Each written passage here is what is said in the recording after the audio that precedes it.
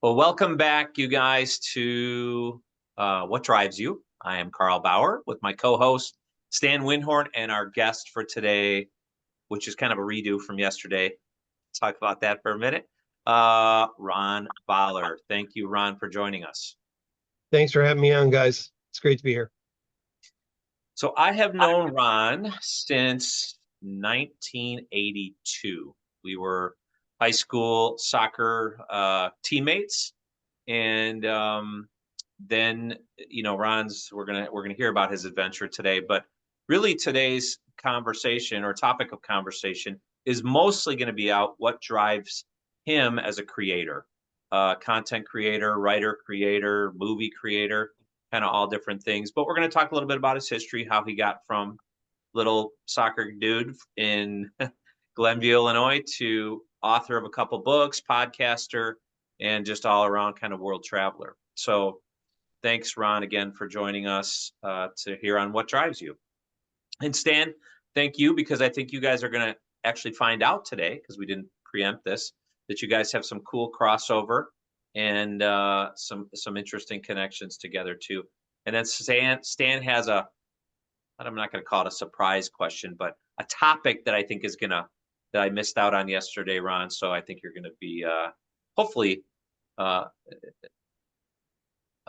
not shocked, not surprised, but very curious as to where Stan and I, because he and I have had some debates on this, so it should be an interesting topic Okay. conversation. So Look forward to it. that being said, Ron, how did you get um, from Glenview, Illinois, um, to New York?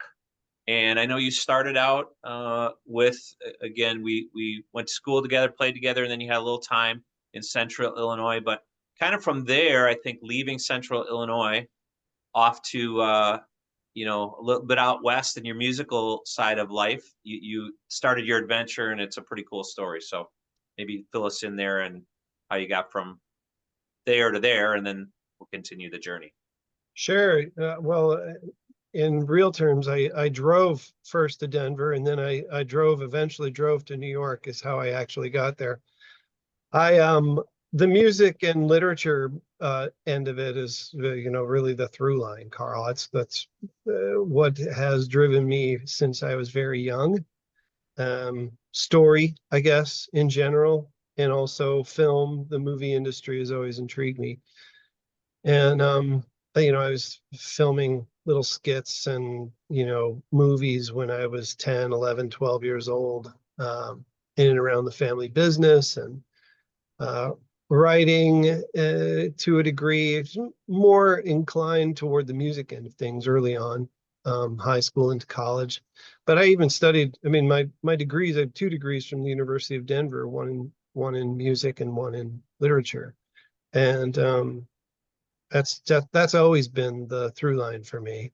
And the soccer that you mentioned earlier helped pave my way through Denver, the University of Denver. Played soccer there, um, and then continued. After I graduated, I think that was '89. I think I graduated. I embarked on a music career, and I did that for about 10 years, probably, and then moved to New York. And I moved to New York ostensibly with my writing partner, musical partner, to try our hand in the New York market. But I was kind of moving away from the music scene. Um, I wanted to change things up, and I thought that it was a good time for me to try my hand at in literature. So I started in on that, and yeah, that's the story of how I got to New York City, um, roughly. So see, Stan, there's the little bit of the tie-in that you weren't aware of, that music connection. It's funny, Ron. Stan's been involved. I think I sent you his kind of clip from the Southern California time, but musically, Stan's got some songs that's pretty talented. We were out just a few weeks ago, months ago, maybe, and we stumbled in this little kind of dive bar, and it was open mic night, and Stan lit up the room with impromptu a cappella song that's actually pretty amazing. Nice. All four people there really liked it. Yeah, I know the open mic is like. I've experienced that in the Denver scene a number of Just times. just to have that confidence though and that creativity was I mean I knew he was musically inclined and I knew you were a little bit musically inclined. I couldn't remember the 10 years in Denver, but yeah, it was just a fun night. So there's kind of a synergy there, which I thought was Carl's cool. being very generous by calling me musically inclined.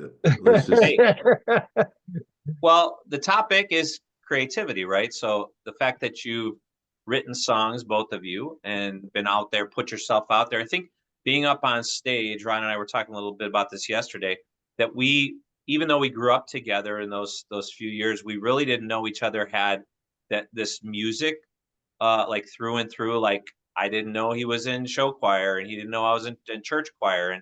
What I didn't tell you yesterday, Ron, was that, and I think Stan knows this. So senior year, we were invited to sing the national anthem at the Cubs game. So it was packed house. I don't know how many Wrigley holds, 20,000 people. And it was just our small group. We sang the national anthem and then we got to stay along. So, I mean, that was to me my biggest stage ever, right? But just to get out there and be in front of the people takes a special kind of, yes, it's creative, but it's really sharing some of these gifts and talents with others it's a fun thing to do. So, and very energizing. So yeah, it was fun to just see because I wouldn't have done it. Stan just got up there and fired away. So yeah, it would have been fun to see some of that stuff too. It's amazing what liquid courage will do for you, Ron. Yeah, a little liquid courage does go a long way. As long as you It don't does. overdo it, then it can Don't go want to a overdo long it. way. But No, yeah, I wasn't going to mention the adult beverages, Stan, but that's okay. That's does help. we're all You adults. know the old saying, the drunker you get, the better I sound. Yes. That is true. That is true. And the better you look too, Stan. Thank you. So the creative side of you, that storytelling, I think has just always been part of your life.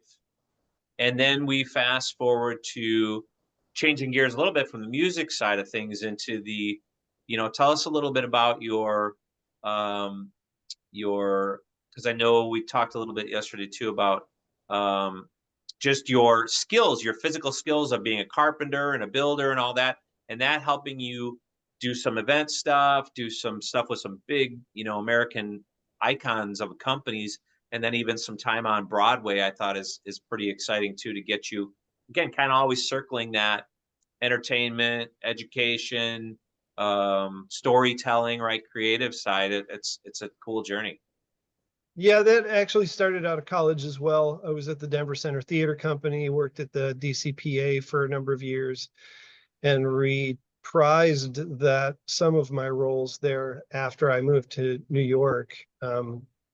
That scene is, well, first of all, on the story side, any element of story, whatever canvas is appropriate, um, I'm interested in. So I have, as you said, I owned my own scenic company. We built sets for Bloomberg and Mikhail Baryshnikov and a number of different companies and or legends of various. I worked with Derek McLean on a show, Michael Mayer. But it all stemmed from the same, well, two things. One, I was embarking, as I said, on a writing career at the time, which meant that I had to have work. So how was I going to work? Well, work in what I know and what I love to do. So I had these skills. I had a skill set. I learned new skills. I learned high steel rigging here in New York City, where I currently live, and I learned the lighting trade. So I began to work in events, and but again, it was all centered around shows and large shows. I worked with Paul Winter on his big event, And so there are just a number of experiences that I won't get into in any detail, but that all kind of helped. It's nice to work in a field that stimulates you uh, emotionally and creatively. I don't get burnout. Some people do talk about getting burnout. I really don't have that in me. I'm pretty much spend most of my time in the creative field. So for me, it was energizing. I was like the Hulk in that regard. The more stuff you threw at me, the more I sort of just ate it and moved on. Not all of it was good, obviously. 90% of anything any creative person does, they don't want in the world. But yeah, that was kind of what helped. That it just helped keep a roof over my head while I was developing this new career, which needed the same amount of time that I spent learning to become a musician and a songwriter. And so it took a number of years. So yeah, but it was an amazing experience. New York is um, uh, a place where uh, really some of the most brilliant artists assemble to make things happen. And the stagehand community here is uh, among the best I've worked with. I toured with Harley Davidson in 2004, and I worked with just incredible stagehands in places like Germany and Japan. And uh, it, there are people elsewhere in the world also, but here in New York is certainly an epicenter uh, for people in the creative fields. Yeah, and that's kind of the other crossover. Stan, that I thought you guys would kind of resonate with is Stan is super hands-on, crafty builder and all that stuff. And so whenever I'm down visiting, he's in Austin. So to me, one of the top musically creative places in America. I think Mhm. there's really I mean, you guys have traveled a lot too. New York, LA, Memphis, Nashville, and Austin. There's no live music. Maybe Chicago on the blues, soul. There's some there, but New those Orleans. places, New Orleans, yeah. Yeah. But that Yeah. live music and that creativity and those scenes, the community is amazing. You know, Oh, Ron, I'm a big theater buff. I love live performance of all kinds, mhm. but I've never gone to the mecca of it all and seen any theater in New York. So it's on the bucket list. There's plenty of Oh, shows that I would love to see there. yeah. The stage theater here is great. I prefer stage theater, although when growing up, my mother was a song and dance gal. My dad was a Dixieland jazz drummer. So I spent, mom would do a show here and there around momming, and so I sort of grew up with it. I have my favorites, like anybody, but New York really is an amazing place to view live theater. Um, Yeah. doesn't have you know, it's not as big as a place like Vegas, but the theater, the professionalism in the theater. I know there are very few exceptions, but London being one of them. The Mm. live theater there is exceptional, probably first rate. Um, but I agree with you, Carl. Well, if you're ever in Chicago and you want to see great Chicago blues, you have to go to Kingston Mines. Um, St. Louis has incredible blues music, and the Delta, New Orleans, would be my first choice Mm. for authentic, really authentic, different kinds of blues and jazz. It's a wonderful town, one of the most creative environments I've ever visited and played in. And Austin too. I played South by Southwest in Austin, and I love that place. It's still one of my favorite. I was at Austin city limits over the Thanksgiving holiday. So yeah, they're really, really superb spaces. So you go from kind of building behind the scenes support roles into this, you transition into this kind of let me see the other side, maybe producer, writer, whatever. How does that either, are you doing that simultaneously with your day job to do that? Or you're like, nope, I'm done being the support guy in the back. I'm jumping out front. I'm going to write some books and I'm going to be on the other side. How does that part of the No, to structure me, it go? was always simultaneous. I know that, the world's built these days on making a buck and then, taking your savings and, telling yourself now you're a writer. That's not been the case for me. The through line has always been the work. The work is what project I'm working on personally. The other stuff was to pay the bills while I did that until writing and producing could pay the bills. And eventually one led to the other. I was researching. My first book was a children's book that I wrote and illustrated in 2004, published myself. And I thought that's where I was going to land because after writing for several years, you learn kind of what you might be good at just by the responses people are giving you. You kind of learn what maybe you like. And I have always loved kids. I'm an all-star uncle, and especially with young kids, when you get when you get a kid, when you say something to a kid and you see that light go on, it's just amazing how they respond to it. And not, they don't do somersaults and stuff. It's just that, that like kind of head tilt, like a dog or a cat would get kind of thing, just kind of, Yeah. whoa.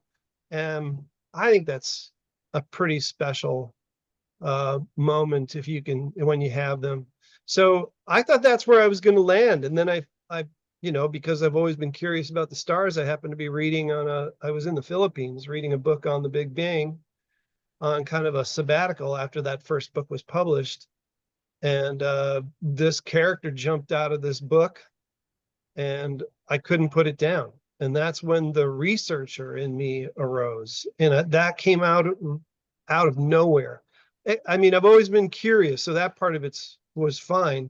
But this notion that I had to know everything about this historical character that people knew virtually nothing about just took hold. And I spent the next 10 years researching him all over the country and parts of the world, really. Wasn't everywhere.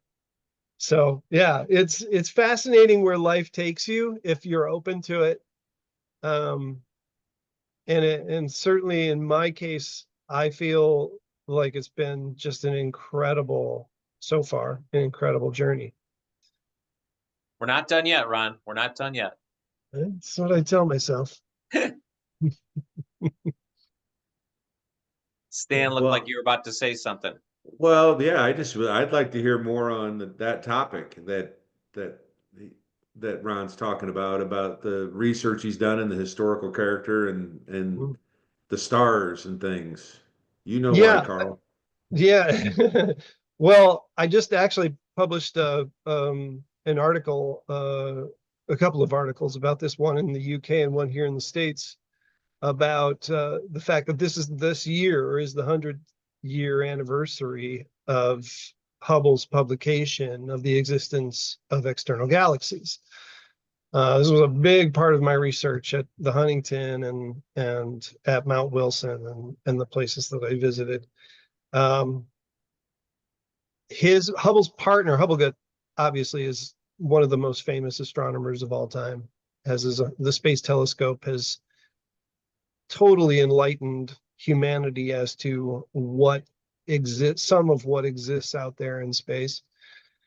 But almost nobody knew, unless they were in, certain astronomical circles. This guy, Milton Humason, was uh, did all of the heavy lifting for Hubble in figuring out the Big Bang Theory. And it was this guy that I read about because there's a blurb in Simon Singh's book, Big Bang, A History, from 2004 about Humason. And basically all anybody knew about him at the time was that he had an 8th grade education. He started as a janitor in 1917. He was from Minnesota, and that he eventually became one of the preeminent observers of the 20th century and helped Edwin Hubble discover the expanding universe. So that was the guy, that was the character that I couldn't put down. I got in touch with his granddaughter. I interviewed her, several people who knew him at the Mount Wilson Observatory, which was the mecca for astronomy in the early 20th century. And here was this guy. What eventually I figured out was that that he started as an astronomer in 1922, basically, and he was 31 years old at the time. 10 years later, after he started as an astronomer, he was standing in the Hale Library. This guy was I'm talking about the guy they hired to do this work was a moonshining former cowboy, mule skinner. He drove mule trains up Mount Wilson, this 10-mile steep, narrow 10-mile trail to help build the observatory, and then became a janitor there. And 10 years later, ended up standing in the Hale Library, having his picture taken with Einstein and others, Wow. having just convinced Einstein, along with Hubble, that Einstein was incorrect in stating that the universe was static and that it actually had been proven to be expanding. So is this meteoric rise of this guy who everybody loves. The people inside the industry who know him they've written songs about him. There's a song, Humison. They've written musicals about him. So he's one of the most charismatic figures you'll find in history, period. And certainly one of my favorite characters, certainly of the last 100 years, and one of my favorite ever. So I consider myself to be a history buff, and I've never heard of him. I'll have to. Well, I think I know a place where I can get a book to read up on him a little bit. Yes. yeah, Sounds fascinating. RonVoller.com. There Yeah, you go. that first book on there, The Mule Skinner and the Stars, is really the biography. That's the one that I published in 2015 with Springer Biographies. And I love that little book. It really tells the story of Hummus kind of uh uninterrupted, and unabridged. And the second book, really, what I wanted to do with that book is, number one, put Hubble and Humison on the same page for the same discovery, because Humison belonged there all along. And it was Humison himself who checked out and let Hubble have the limelight. And two, to kind of work through some of the controversy surrounding Hubble's discovery and the various people who were involved in it, and what it meant to Einstein and others who were working on theoretical solutions that were contrary, and just the upheaval of it all. That's why the subtitle of the book is The Race to Uncover the Expanding Universe. And it really was, everybody wanted to be involved in it. So yeah, fascinating stuff. I don't know if this is a good parallel or not, but Edison obviously was a great inventor, but he's got a lot of patents and a lot of things that have his name on it that he really wasn't the guy who invented it. It was somebody who was working for him. But it kind of sounds a little bit like the same kind of thing. Someone else is kind of getting the credit. Not to take anything away from Edison, because he did a lot of great things on his own, as I'm sure Hubble did. But He certainly did. I'm actually working on research for a book that involves Edison to some extent in the film industry, as he was very involved in the early going in the film industry, yeah, and was a trifle dogmatic about his input there early on, and actually kind of forced the creation of Hollywood in a way. Is that everybody wanted to get away from Fort Lee, New Jersey, and New York City, or New York, where the early film industries were, and the place they ended up was California. So yeah. If you guys ever get a chance, on the Edison note, he's got his labs up, and I think you're right, Ron, New Jersey area. But I was just this last week when we were on the phone the other day in Fort Myers. So he has his museum in Fort Myers, where he was next door neighbors with Henry Ford. That's an amazing place, and they have amazing story around the tour and his inventions. And it's funny because I totally forgot about the film component of his inventions and ideas. Mhm. Yeah, but he definitely was involved with that. I think even he proved, and I may have part of this story wrong, so forgive me. You probably are in this, correct me, but first guy to prove that when horses are running, did you see this part? That they're off the ground. They're It's not. Moybridge did that. Yeah. Was that much? Okay, Before so Edison, yeah. but I thought it was something with Edison's help or a guy that I can't remember the whole thing. Edison was inspired by that. It Okay, was Stanford. Muybridge did that work at Stanford, actually, on Stanford's estate, which now is Stanford University, or part of Stanford University. got it. But yeah, it was West Orange is where his Black Dahlia studio was, Edison's Black Dahlia studio. Okay, So it's all, it all stemmed from the Fort Lee area, and George Eastman was not very far away, in New York, in Rochester, famously, yep. and developing film. And it was his development of, we're getting way afield now, but it was his development of roll film that inspired Edison to create those small projectors that he was using in the early days. It's amazing. The history and how it's all interconnected is really fascinating for someone. And what's really odd about it, and this is the central focus of this next book, is that oddly enough, astronomy, modern astronomy, not astronomy, the old school astronomy, but modern astronomy and the film industry have a common ancestor. It's photography. Yeah, Modern photography was invented. Hypo, the stuff that was used in the early days to emulsify images, was discovered by an astronomer, John Herschel, in England. He turned on, Louis Daguerre, and it's amazing how interconnected the two fields really, really are. that'll be it for a different podcast, Ron, because that one intrigues Yeah, me quite a yeah. bit too, that visual arts thing. But that ties us back to Stan's question, which is why I'm glad he was able to join us today. Maybe a little, not so much the photography, but the astronomy. So, Stan, you want to share our Well, I'm story and our curious debate, what, and maybe Ron can clear it up for us. first of all, there's no debate. Okay. There's the truth and your skepticism, Carl. There's no debate. Uh, Ron, what's your take on the possibility or the probability or the definite fact that there are other intelligent life throughout the expanse of the universe? Well, we've learned a lot. Are you familiar with the Drake equations? So, I'm not. okay, so there's this Professor Drake who built a series of equations that are now the underpinning of SETI, which is the search for extraterrestrial intelligence. It's an entire community of researchers and observers.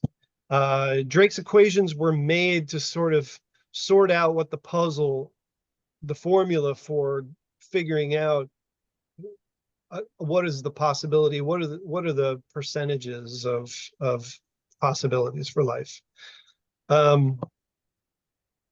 We've made a lot of new strides with modern telescopes, and they're getting larger. There's a couple of 30+ meter telescopes being designed now and built in the northern and southern hemispheres.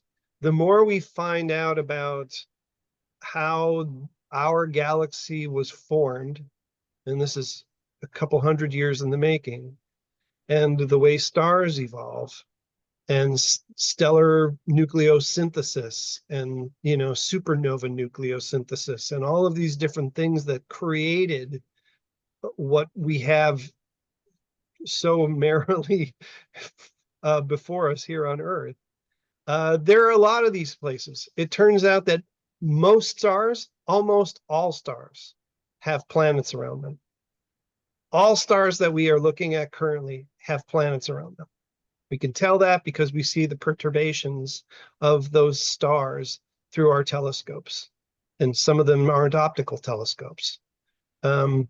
So some of Drake's equations, some of his equation, one of the markers in there is how many stars have planets. Well, that has blown up.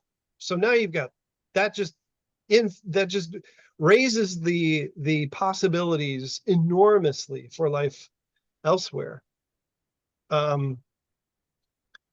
I tend to believe it does kind of boil down to to uh how informed you are and how much you're willing to uh I don't know. It's a guess. It really is still Yeah. a guess. I think there's must be probably intelligent life out there. I think if there is intelligent life out there, it almost certainly evolved, because I don't know how we could have become who we are without our own evolution. Sure. And yeah, I doubt that. I doubt seriously we're alone. I also doubt very seriously that we'll never be visited by intelligent life. Space travel is far too difficult. The it's We are 8 years from the nearest star system at the speed of light. The distances are phenomenally large. So this notion that you're looking up at Jupiter and you think that it's a spaceship staring at us. No, put it this way: if we ever are visited, and this goes for us too, if we ever are, visiting other solar systems, it will be because we had to go. We're not coming back. And if you did come back, everyone you knew when you left would have been dead for hundreds of thousands of years, if not millions of years. So the difficulty in space travel of needing to go fast enough to get anywhere in a human lifetime is that as you go faster, closer and closer to the speed of light. Now we're getting into relativity, which I will not bore your audience with right now. But as you get closer to the speed of light, both time and space are dilated. They're contracted. So according to you, right, you're living life as a human being would on Earth, but your clock slows to according to everyone else. So if we could travel at 99.9999% of the speed of light, for instance, we could go 2.5 million light years to Andromeda galaxy and visit Andromeda in a second or so. But by the time we got back to talk about it, you're talking 4 million years have transpired. So So it's Stan, I think Ron's coming to my side, is what he's pretty much saying. Listen, I saw what I saw. All right, fill him in. Fill him in. so I think that it's for me, we the idea that aliens would visit us, I can't say that it won't happen, but if it happens, we're going to know about it because they will be here to inhabit this planet. I'm one of these guys that I like to think that there's a Loch Ness monster. I don't know if I believe that there's, I'd like to think that there's Bigfoot. I don't know if there's a big, but it's kind of fun. And that's Yeah. kind of the way I've always been about UFOs and things like that. There's just so many sightings, and the government's releasing things where super, super credible observers are seeing these things. But Yeah. the story that Carl is mocking me on right now, look at the look on his face. I was on my back patio with a young lady, and she was right in the middle of telling a story or whatever, and she just stopped short, and her face just like she saw something that shocked her, and Yeah. I'm like, what? And she's kind of looking over my head, and it took her literally 60 seconds or more to even be able to speak again. I'm like, did you see something? And she's like, yeah, but I don't know. I don't know. And I'm like, well, what, like a UFO? And she goes, I don't know. I think so. She saw this light kind of behind me, but over my head, and it was there for a second, and it shot up in the air with such speed. And I'm like, man, I wish I could have seen it. I wish I could have seen it. So we're talking about what just happened, and where it's a little bit ways over my back wall, but I'm in the flight path to Austin Airport. So you see jets from far away. And I'm like, Sure. did it look like that? Because there was a jet coming in. And, not only could you see the jet moving, at a pace like this across the sky, but you could hear it. And I Mhm. said, was it like that? She goes, no, it was nothing like that. And then by the time the jet got over to this part, I'm still watching that jet. All of a sudden she goes, there it is again. And I see it too. It's this light, and it was moving at a very smooth pace. And then it took off so fast and moved so fast. And I had the jet airplane traveling Mhm. what, a couple 300 miles an hour? How fast do airplanes travel? Yeah. And I mean, it Three wasn't or even four in or 500 the, miles an hour. Yeah. yeah, it wasn't even in there's nothing that I know of that man has ever made that moved as fast as whatever this was. So I don't know what it was. Mhm. I will tell you, look at Carl. I will tell you that it had, especially the second time when she saw it too, we both like felt something in our solar plexus, and maybe it was just an adrenaline rush or something like that, but it almost had like this physical impact. And then, of course, I shared this story with Carl, and he's been mocking me ever since. But this is months later, same girl and Carl and Carl was sitting with his back to my back wall, and both she and I saw it again over Carl's head. It was almost like it was teasing Carl or something. I don't know. And like I said, I Interesting. don't know what it was, but Yeah. I know that I saw something. No one's ever Yeah. going to convince me that I didn't see something. Yeah. And there's just nothing that I can think of ever Yeah. man-made that could move with that speed and silently too, by the way. So who Yeah. knows? I don't know, but I saw something. I know that. Yeah. People have different kinds of, there are different kind of receptors to that kind of phenomenon. And I'm not going to say either way. There are many, I'm sure, that we don't even know about, man-made craft, small craft. I mean, we're seeing these drones of different size. Now they're much louder generally these days, but there are many being used these days, uh, that that have propulsion systems that would be able to catapult them in a multitude of directions at a moment's notice. Um, I tend to believe, but again, this is about being, what kind of receptor are you? If I saw that same thing, and I've seen things in the sky before, my reaction to them is, huh,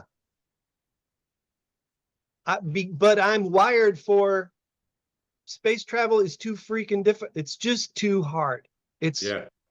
I mean, if you're a million years, if It'd if there were these beings, and I love, I mean, be great, wouldn't it? yeah, I mean, Close Encounters. The movie is fantastic. First of all, it's super musical. I love the big boomy thing, bass lines. I think it's fantastic. I think it's also fiction. I just think it's Yeah. really hard to imagine, given what I know about how hard it is to move through space-time. Any group coming here and not just whoosh, riding across, like writing across the sky, we are here to invade you. And either, you know, Yeah. it's okay, we just need a home, or it's over. And this idea that we're going to get in F-16s and go fight the evil Yeah. Yeah. Yeah. villains, that Yeah. I just don't know. One of the everybody just theories that kneel I would, down and do your own prayer, because yeah, yeah, it's, like I said, I don't know what I saw. I know I saw something. yeah, I don't have an explanation for it, but these things are perhaps, fascinating. perhaps it's because we're looking at things. Life on another planet doesn't necessarily mean it's life like we know Hmm. life. Our life took this carbon kind of direction, and Mhm. same thing with the way we travel. Yeah. perhaps there's other dimensions or other ways for other kinds of life to move much quicker from place to place like that without having the constraints that we would have moving through space and time with what we know. I don't know, Ron. I don't know. Well, no, But that's why I stop short of calling folks who have these encounters crazy. yeah, They're just the bleeding edge of astrophysics, which involves quantum, which is really out yeah. there. It, Um, it certainly changes a little bit though when you see something for yourself. yeah. I mean, this happened what, a year and a half ago, Carl? Yeah, probably. And Something just like so that. we're all three on the same page, I am not a disbeliever in UFOs because I think that's what they're unidentified. We don't know what they are. But I'm kind of in Ron's boat a little bit when if someone was coming here, we'd freaking know about it. Wouldn't be a secret. It wouldn't be government on in a cave. It would be like they're freaking here or we're gone because they're gonna wipe us out. That's my opinion on Well, I take my cues from humanity itself. When England went to Australia and took over Australia, and it treated the Aboriginals there like second-class citizens. When the Spanish came to the Americas, same thing. So imagine we get into a situation here. There's a couple of super volcanoes on the planet. Those erupt. We've got nuclear winter for decades. Everything is done. Everything we know, that changes overnight when that happens. So now we build some spaceships and we got to get off this planet. And there's nothing habitable in the solar system, but we see one out there and we go out there. But there's intelligent life there. What are we going to do? We're going to inhabit that planet and we're going to take it over and we're going to dominate it. And because we're the first ones with the technology to get there, we're going to win. And that this Avatar is a lovely movie and I love Zoe Saldana, but it's not the end of that story is the tree falls and they move in and dig up the rare metals that they need. That is the reality of that situation. So yeah, it's a fascinating. Carl Sagan did a whole series on this, by the way. That is his wife, his widow, put together after his death. Carl Sagan, the famous astronomer and host of creator of the original Cosmos series, which has a bit on Milton Hunnison, by the way, if you're eager. Um, he did a whole series of lectures and dealt with uh, the life after God, the God question, um, alien life. He was at Area 51 several times and dealt with calls from people who, said that they had seen extraterrestrial UFOs. So the and he, so he had been kind of on the front lines of this, if you will, and nobody more stable in the history of science than Carl Sagan. And he just said, dude, I've seen zero evidence that there are aliens. Does that mean that there aren't? I tend to believe yes. It means that there aren't here yet. Um, and the idea that you could come from more than a few light years from the Earth and you know and visit is just would take a, it would take dimension, it would take physics that we don't yet have, I which read is somewhere a long possible. time ago, Ron, and you might be able to shed some more intelligence on this, but to take a craft the size of the space shuttle and for it to travel at the speed of light, it would require more energy than the Earth has ever used, or just some big number like that too. So yeah, I Yeah. don't know. I don't But know, that but I do know I saw something. no, Yeah. and I believe you. I mean, they were so sincere, Ron. But I like both your perspectives from the standpoint of Ron explaining just the exorbitant amount of time it would take, which again excludes it. But Stan, what you brought, and you've never said this to me in this way, so thank you. But just the dimension component to me is interesting. You've never pitched it to me that way or explained it that way. Because then now I'm going, okay, man, dimension, now we're talking That's about a not whole my different animal. that yeah, that's not my theory. In fact, a lot of the Bigfoot people even say, well, maybe it and the reason why we don't ever catch one or anything like that is because it moves in and out of a dimension. I don't know. I will tell you this though, and I agree with what Ron said, that if we were ever to go somewhere and there was a planet that we wanted, it's human nature. We'll take what we want. But Yeah. that's also assuming that other life, if there is other life, that they're like humans and that they're going to take what they want too. And it may be that that wouldn't even dawn on them. Who knows? Yeah, Uh, we're might be looking at bloody. everything from our human lens, including how could we possibly get there? How can we move that fast? Whatever the case may be.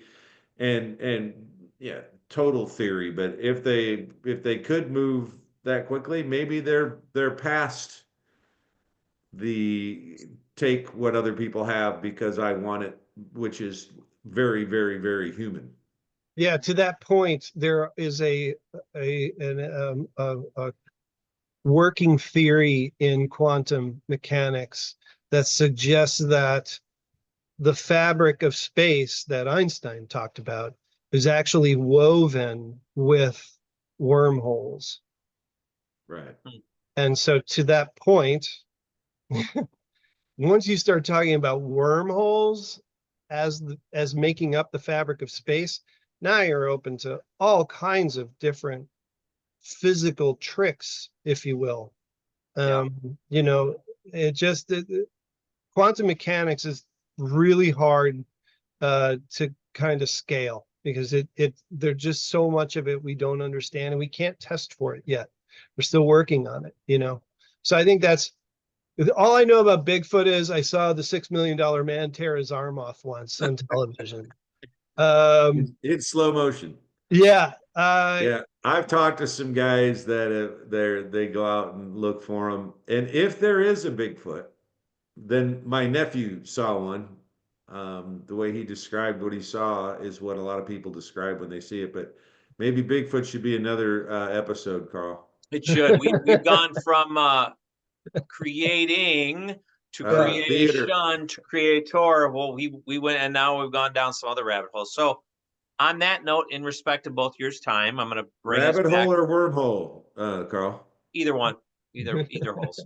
I'm going to go to our quick. So the other little connection we got here is a Toyota lover, and Ron will share. We're going to do our quick fire 4 questions, and then I got one more for Ron to wrap up, and then we'll let you guys get back to your day. So, Ron, what was your first car? 1963 blood red Triumph Spitfire With rusty floors.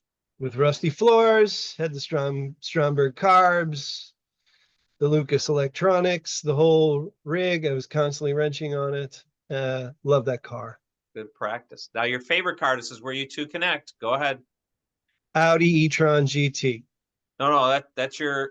Oh, my personal favorite that I've owned is a Toyota Yes. Celica.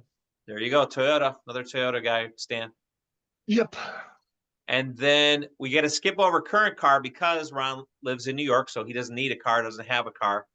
And Correct. now fire away with your dream car. It is the currently is the Audi e-tron GT. I mean, dream car. That's the car I would drive Yeah. It doesn't need to be a today. collector or one of a kind deal. Yep. All right. And then what I forgot for yesterday to ask you was, well, first we'll do your, because Stan had a good one.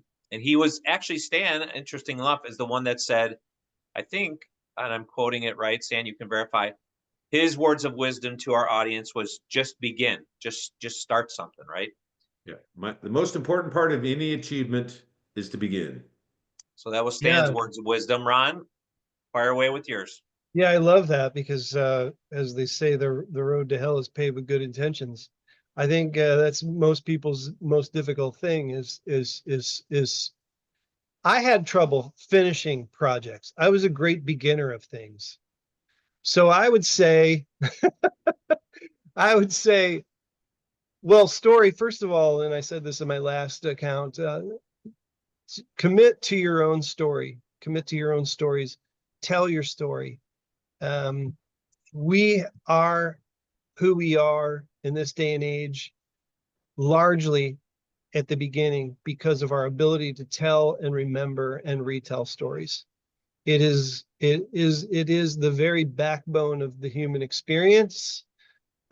We've been given the gift of self-expression. It's the essence of humankind. And so don't be afraid.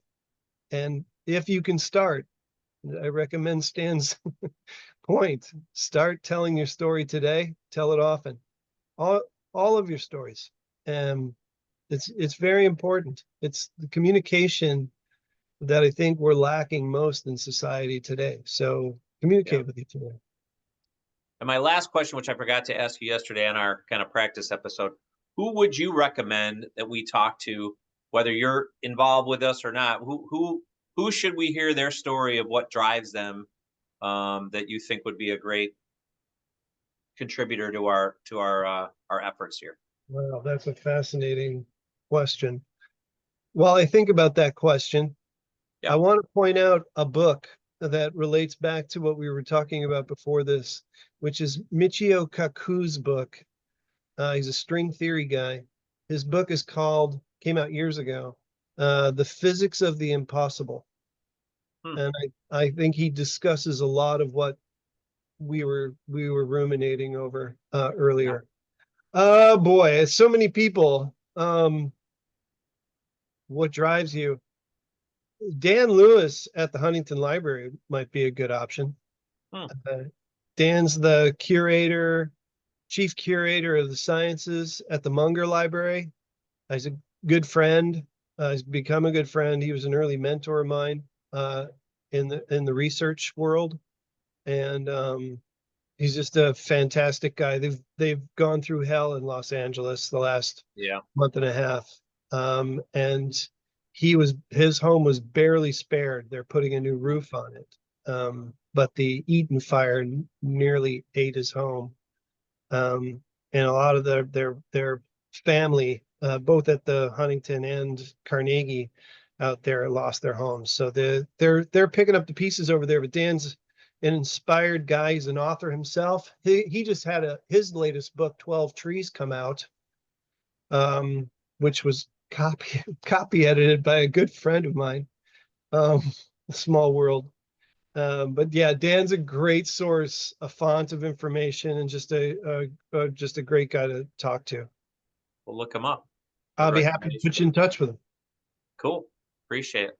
Well, thank you guys so much for jumping on what drives you with creativity and creation and all the other little trails we went down, Ron. Just so good to see your journey and just watch. It is, as you said, just all these learning from failure, learning from your different experiences, all the different verticals you've been in your life have led you to here. Oh, we didn't even get to talk about your charitable work, but we'll do that on a different episode. So the background, Stan, that Ron has, is he does some charitable work with a group called Paper Fig Foundation. Paper Fig. They're in a lot of stuff that they do is in Uganda, and so look them up. And Ron, we'll have you on again to talk about that, because that's an adventure I definitely want to go down with you. Sure, You've been love to. blessed with these experiences and resources now to be able to give back to these women and mothers, and so exciting stuff, and very very cool that you're involved with that. So Yeah, thanks. Thanks for mentioning it, Carl. Appreciate it. yeah, All right, guys. It was thank fun as you. always. Have a Great great to meet you weekend. guys. Yeah, Stan, good to see you, Carl. see you, Ron. Take Hey, care. Ron. Bye bye.